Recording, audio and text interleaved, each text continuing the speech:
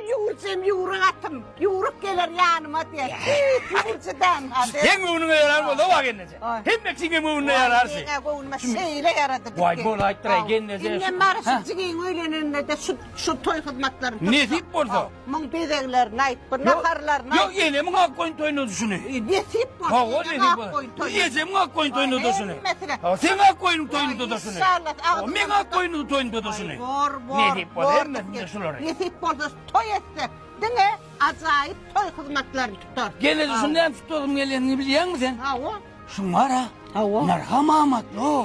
Şu tayın aytman idim yine ayttın da kendisi. Ne? Ya den yar ki sen verin den yar bakan ne görürsün. Şeyle. Ho şeyle amatlı. Kalanın önüne. Kalanın akamadlı. O şeyleme. Hayt kakamallı.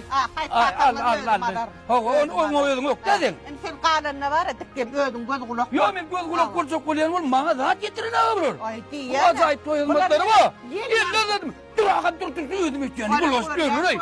Gülü çok öyle. Dur diyor edip diyor. Kim bilmem Tek kilo var toydurduğum müydü ağlaydı diyen ama iş kalacak kara gelmesi. Şu hayısı zaten alıp görün ha. Ha o. Yani ne? Loğurda.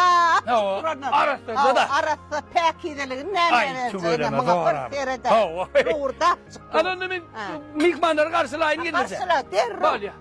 Derro karşıla. Ondan gelin alacak.